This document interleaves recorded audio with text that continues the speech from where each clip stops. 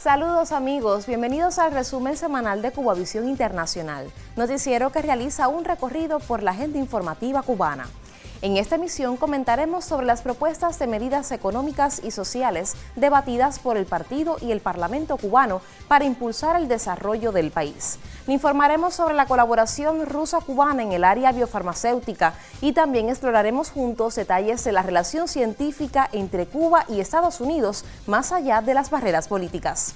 Quédese con nosotros, ya comenzamos.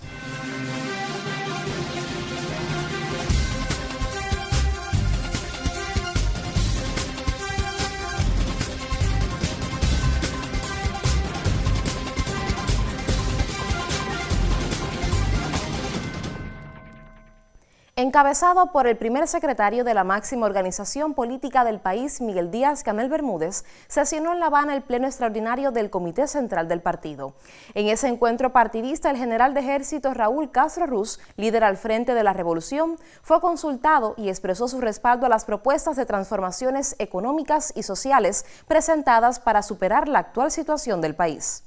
Este pleno extraordinario sesiona en días decisivos para Cuba, expresó el primer secretario del partido al clausurar la reunión. Los revolucionarios, orgullosos del legado del comandante en jefe, enfrentaremos hoy desafíos de una enorme magnitud que exigen unidad, firmeza ideológica, coraje, audacia y resistencia creativa. Para ello, dijo, contamos con la guía de nuestro líder histórico, el general de ejército Raúl Castro Ruz. El contexto, aseveró el presidente cubano, es extraordinariamente complejo y desafiante por la incesante agresividad del recrudecido bloqueo económico, comercial y financiero impuesto por el gobierno de los Estados Unidos, agravado aún más con las órdenes ejecutivas del 29 de enero y el 1 de mayo, que respaldan el genocida cerco energético e internacionalizan con sanciones secundarias el bloqueo, la persecución financiera, energética y de inversiones a extremos de máxima presión. El genocidio silencioso que se ha emprendido contra Cuba provoca daños inconmensurables y terribles limitaciones en la vida cotidiana de nosotros como pueblo. Mientras sus ejecutores mienten descaradamente al mundo, negando el cerco energético y afirmando que prohibimos la entrada de donaciones millonarias que anuncian mucho y de las que apenas han entregado algo de lo prometido. Cuba resiste heroica y creativamente, pero sufre hace demasiado tiempo un castigo bárbaro, inmerecido, insoportable, al que ahora se añade la amenaza de agresión militar como nueva arma contra la resistencia colectiva. La realidad nos impone cambios urgentes y necesarios, afirmó el mandatario. Se requiere una agenda económica profunda y ágil, ejecutable en corto plazo, que combine estabilización macroeconómica, incentivos para estimular y promover una apertura productiva, seguridad jurídica, atracción de inversión, uso intensivo de tecnología y una protección social focalizada. Para ello, se ha trabajado intensamente. La Asamblea Nacional del Poder Popular de Cuba celebró el pasado jueves una sesión extraordinaria que quedará grabada en la memoria histórica de la nación caribeña. Con la presencia virtual del general de ejército Raúl Castro y liderados por el presidente de la República Miguel Díaz-Canel Bermúdez, los diputados respaldaron las 176 propuestas de transformaciones económicas y sociales concebidas como la respuesta soberana de la isla para enfrentar el recrudecimiento del bloqueo estadounidense. Cuba cambia para seguir siendo libre. La historia nos enseñó a resistir. Este tiempo nos exige transformar. Y vamos a transformar con el pueblo, por el pueblo y para el pueblo, como nos enseñó Fidel, como nos orientó Raúl. La mayor de las Antillas ha llegado a un momento de madurez y reflexión, dijo al intervenir ante el plenario el presidente Miguel Díaz-Canel Bermúdez, quien enfatizó que estas transformaciones no son una reacción improvisada ante las presiones externas. Se trata, aseveró, del resultado de un largo proceso de perfeccionamiento del socialismo que inició desde el 6º Congreso del Partido Comunista de Cuba. Veamos cómo lo dijo en el plenario. Lo que hacemos es saldar una deuda con nuestras propias decisiones anteriores pendientes de ejecutarse y algunas nuevas que, como hemos visto, para nada contradicen la letra y el espíritu de la Constitución. El mandatario recordó que la revolución nunca ha tenido un camino fácil, pero defendió con honestidad que incluso en un escenario más favorable, Cuba necesitaba transitar hacia estos cambios para hacer sostenible su inmensa obra de justicia social. Se implementarán acciones para evitar que se acrecienten las desigualdades con la aplicación de políticas sociales que favorezcan la equidad y apoyen a los que presentan situaciones de vulnerabilidad con una distribución justa de los tributos para desarrollar programas sociales. La alimentación del pueblo cubano será tratada como un asunto de seguridad nacional y tendremos que acabar con las tierras ociosas en Cuba. El jefe de Estado señaló que la máxima prioridad en este contexto de emergencia es producir y generar riqueza, pues la justicia social no se sostiene solo con principios, sino con recursos que garanticen servicios de calidad y bienestar para el pueblo. En ese sentido, convocó a la nación a salir a trabajar y a crear. La única manera de superar las dificultades, dijo, es con el sudor y la inteligencia de los cubanos, preservando y ampliando los logros alcanzados por la revolución. Todo ciudadano cubano residente en Cuba o en el exterior que esté interesado en invertir, donar, aportar tecnología, abrir un mercado, levantar un proyecto en el país, contará con un marco claro, estable y respetuoso, al igual que los inversionistas extranjeros. Por su parte, el primer ministro Manuel Marrero Cruz detalló el alcance de las propuestas que abarcan 23 ejes fundamentales de la vida económica y social, desde la planificación centralizada y la autonomía municipal hasta la modernización del sistema bancario y la transformación digital. Marrero subrayó que el proceso de implementación ya está en marcha y que tras un enriquecedor intercambio en el Comité Central, las propuestas serán ampliadas con nuevas ideas surgidas en el debate parlamentario y se consolidarán en un documento único que guiará los próximos pasos. La crisis que nos imponen desde Washington busca que renunciemos a la patria, a nuestro modelo social y económico. Pero con esa misma firmeza hay que decir también la otra mitad de la verdad. No todo es bloqueo. Hay trabas que no nos puso ningún enemigo, las pusimos nosotros mismos. Estamos construyendo el socialismo que podemos y necesitamos, no el que se sueña en abstracto, sino el que sea sostenible para nuestro pueblo. Como dijo Lenin, los hechos son tercos. Durante décadas, Cuba alcanzó conquistas sociales enormes que nadie nos va a poder quitar. Pero también debemos reconocer que no habrá justicia social verdadera sobre una economía que no produce. Para repartir riqueza, primero hay que crearla. Quiero hablar sobre las transformaciones en el sector agrícola, que pienso, soy del criterio, que resuelven gran parte o la mayoría de los problemas que nos afectan hoy para estimular la producción para estimular a los productores e incrementar la producción, como es el tema de la comercialización, que ha sido un tema crítico durante muchos años. Me preocupa, por supuesto, como a toda Cuba, los niveles de corrupción y tráfico de influencia que pueden crecer con estas medidas.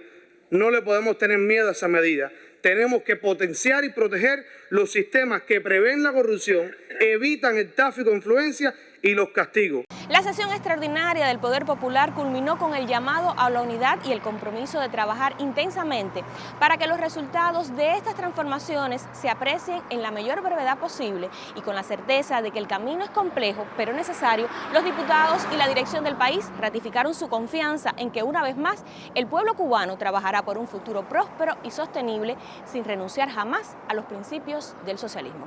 Ha sido un reporte de un equipo de Cuba Visión Internacional para esta misión informativa.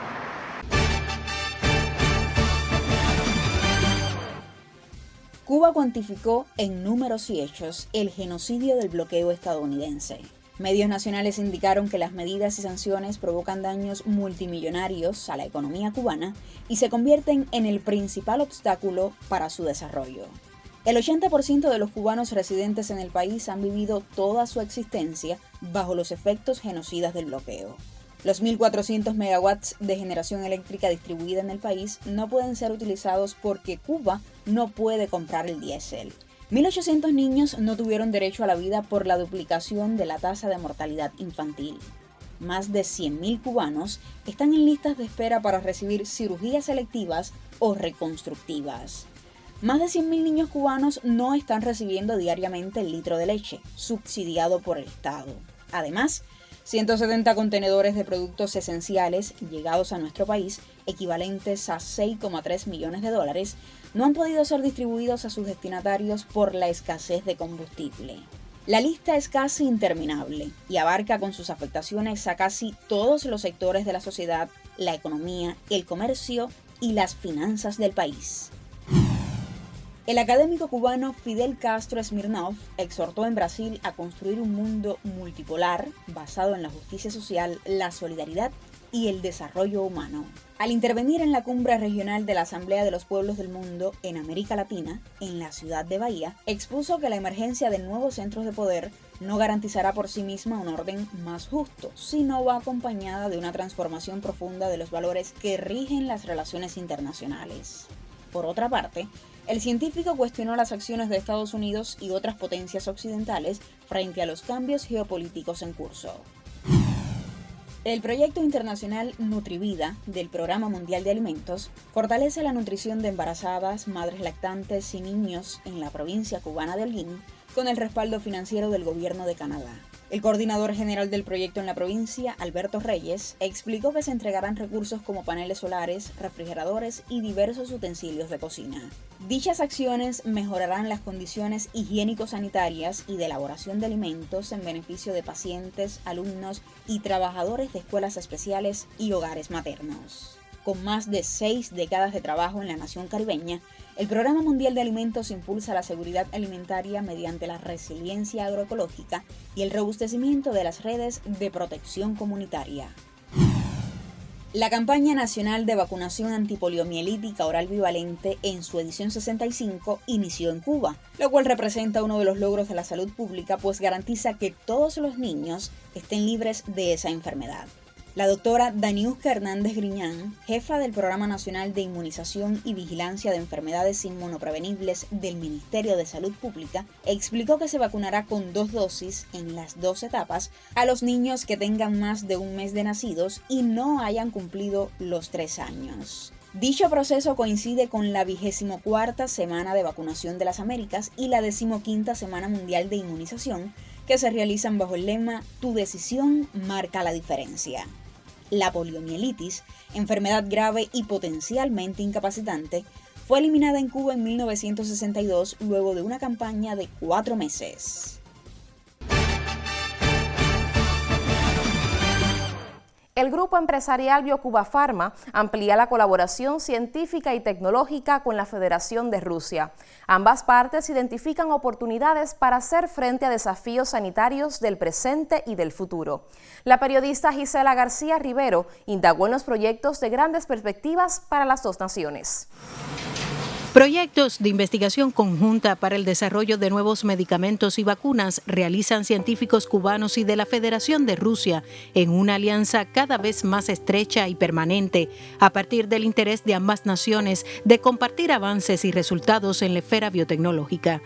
Tenemos 5 empresas tipo startups que son localizadas en la plataforma tecnológica de Skolkovo, la más grande de la Federación Rusa, que son proyectos que se están incubando. E incubando significa que están en pleno proceso de desarrollo. Son empresas que tienen proyectos en la esfera de las enfermedades neurodegenerativas, en la esfera de las enfermedades oncológicas. La ciencia cubana goza de reconocimiento internacional en la creación de productos innovadores que dan respuesta a necesidades de salud de la población del mundo. En estos momentos en la Federación Rusa tenemos registrados 3 medicamentos. Uno de ellos es el medicamento por antonomasia representativo de la innovación en la esfera biotecnológica cubana, que es el Everproc-P. Este producto se registró en la Federación Rusa. Este producto fue incluido ya en la lista de medicamentos esenciales y vitales de la Federación Rusa. Pero también tenemos productos como el Evermin, esta crema que tiene como principio activo, su ingrediente farmacéutico activo es el factor de crecimiento y es una crema que se usa esencialmente para las úlceras, incluyendo las úlceras provocadas por quemaduras. Proyectos como Simavax o nuestra legendaria inmunoterapia para el tratamiento en este caso, una enfermedad oncológica de las más frecuentes que son el cáncer de pulmón. Tenemos productos como el propio Jubinsa, tenemos Versavax, un proyecto precioso también en la esfera de las inmunoterapias para el control de las enfermedades oncológicas que En Cuba está en fase 2 de desarrollo clínico y en proceso de inicio de un fase 2-3 de desarrollo clínico para obtener su registro en Cuba, que también va a empezar su fase de desarrollo clínico en la Federación Rusa. Muchos de estos proyectos transitan ya por cada una de las fases del proceso de transferencia de tecnologías a la nación rusa. Acabamos de crear y establecer una empresa mixta, que es la primera empresa mixta ruso-cubano en el campo de la industria biofarmacéutica. Esta es una empresa que está destinada a jugar un papel crucial en convertir nuestros productos, primero nuestros proyectos en productos y nuestros productos en un éxito comercial. Y cuando decimos éxito comercial, lo enfocamos esencialmente a beneficiar a los pacientes rusos de las diferentes enfermedades que nuestras terapias tratan. Cuba y Rusia amplían la colaboración biofarmacéutica, intercambio científico que aprovecha el potencial de ambas partes con beneficios compartidos. Gisela García Rivero, Cubavisión Internacional. Cuba definió el cuarteto de equipos que participarán en las semifinales de la Liga Élite del Béisbol Nacional. Con los detalles, el colega Miguel Ángel Cruz. Muchísimas gracias, Nora. El saludo para ti, también para los que están con nosotros. Ya comienza nuestro tiempo deportivo con la clasificación de los Huracanes de Mayagüez, que se definió el cuarteto de equipos con acceso a las semifinales de la Liga Élite del Béisbol Cubano. El cuadro se cerró con la combinación de una victoria mayabequense y derrota de Artemisa.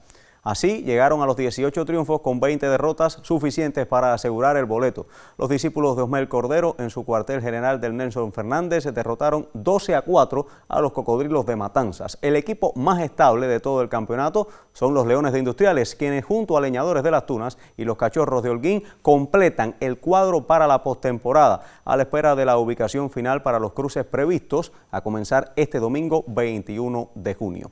Si hablamos de individualidades, Fer Cejas es uno de los lanzadores que mejor rendimiento presenta en la actual campaña. El derecho capitalino quiere vestir de nuevo la camisa del Cuba al permitir solamente 11 carreras limpias en 41 1/3 de labor.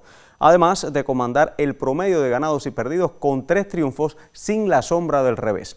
Este lanzador debe abrir seguro el primer partido de la postemporada por los azules. Holguín, otro de los invitados a la fiesta, cuenta con el toletero Yaciel González, líder en cuadrangulares, ya va por 19, récord para ligas élite, pero además manda en el slugging con 786 y las carreras impulsadas con 43. Motivos de peso para quedarse con el MVP de este torneo. Por Mayabeque, tanto Jason Martínez, máximo acumulador de carreras anotadas con 41 y dobles con 19, como Frederick Cepeda, líder en bases por bolas con 37 en el certamen, serán los llamados a liderar la ofensiva de su equipo en esta etapa decisiva. Por último, las Tunas no tienen jugadores de trascendencia dentro de los primeros por departamentos, pero a su favor cuenta con el arma de siempre, su bateo. Lo hacen para 420 en colectivo, primero en la competencia, y esta es un arma a tomar en cuenta siempre por sus rivales. Otro escenario de tensión vivirá el béisbol cubano, donde justo a mitad del año sabremos quién se quedará con el título en el principal torneo selectivo de béisbol en Cuba. Punto final a nuestro momento deportivo. Ahora ustedes continúen con Nora Becerril. El triunfo de la Revolución en 1959 dio un impulso importante al desarrollo de la ciencia cubana. Pero se mantuvieron los vínculos entre investigadores de Cuba y Estados Unidos tras la imposición del bloqueo a la isla en 1962. Sobre este particular trata el segundo capítulo de la entrevista seriada Dos Orillas, una ciencia compartida, que nos propuso el periodista Carlos Manuel Gallardo. El resto de los capítulos usted puede encontrarlos en nuestro canal de YouTube.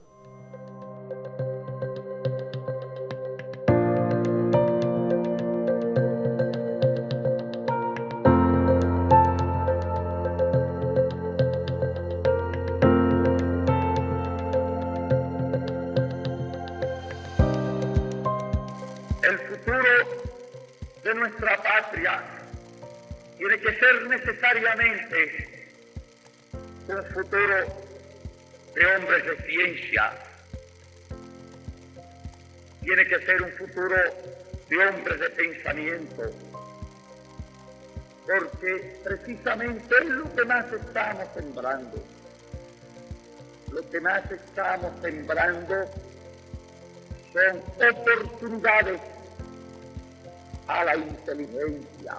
Hay que decir que es gracias a la revolución, y eso es ampliamente conocido, que surge un universo de investigación en Cuba y un colectivo más fuerte de investigación en Cuba, pero aquellos enlaces de los cubanos con sus colegas no se interrumpen hasta ya avanzada los primeros años de la revolución, en que el gobierno estadounidense, con la imposición del bloqueo, y ahí sí hay un hiato, aunque yo diría que es impresionante que en medio de tantas dificultades y tanta política agresiva de parte del imperialismo norteamericano, esos contactos fueron retomados y esos contactos se reiniciaron tan tempranamente como a mediados de los años 70.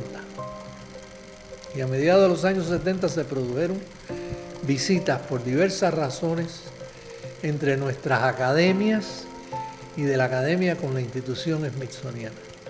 Y eso llevó a que se firmara el primer memorándum de entendimiento entre ambos países en enero de 1980.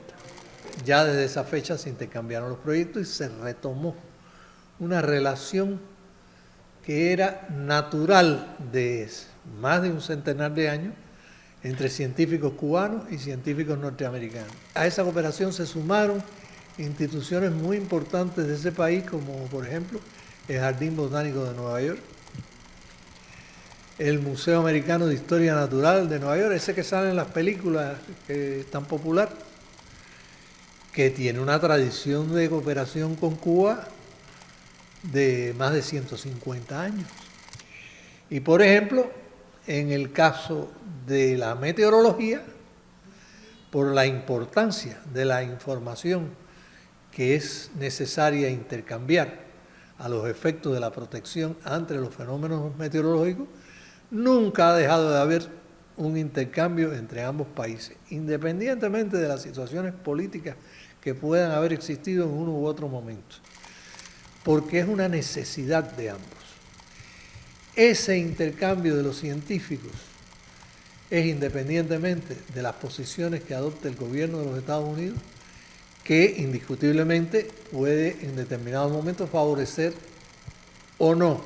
Tenemos el ejemplo terrible de la pandemia, en que nos negaron hasta lo más elemental para el tratamiento de los enfermos que teníamos en el país.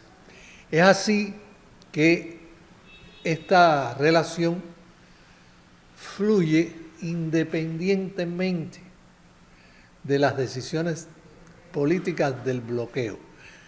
Lo que pasa es que lamentablemente no se puede aprovechar al máximo la capacidad de una relación de esta índole. Si nosotros hubiéramos tenido una mejor relación de carácter científico bilateral durante esos años, hubiéramos podido salvar miles de vidas, no solo en Cuba, también en los Estados Unidos.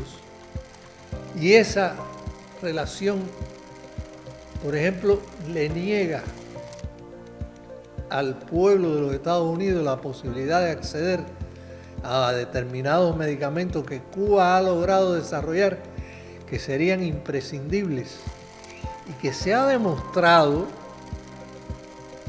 a través de estudios clínicos en pacientes de los Estados Unidos, que serían altamente efectivos en el tratamiento de una serie de dolencias que afectan a millones de norteamericanos.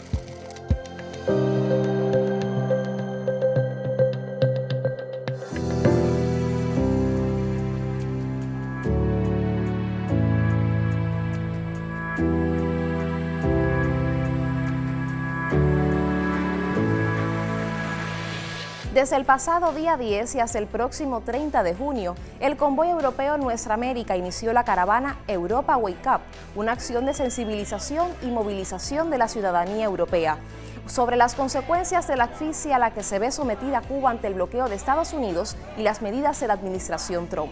Manifestaciones en Praga, Varsovia, Bruselas, Berlín, Turín, París y Ámsterdam, entre otras, han demostrado el profundo respaldo de miembros de la comunidad internacional a la causa cubana. Nos despedimos con imágenes de los amigos de Cuba, desplegando solidaridad por toda Europa. Gracias por acompañarnos. Nos vemos la próxima semana.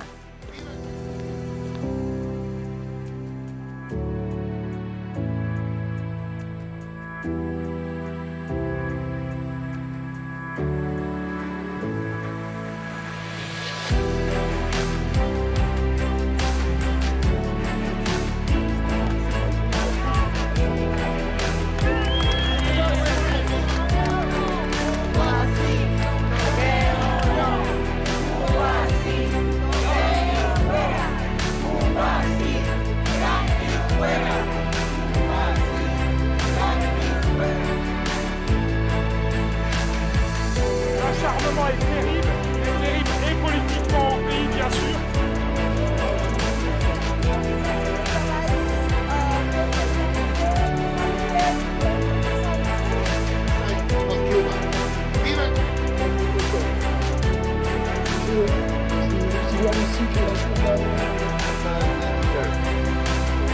En lâchant Cuba et en renforçant leur blocus. Cependant, Cuba, c'est un exemple. Demain. Je vous remercie et surtout on lâche rien et vive Cuba.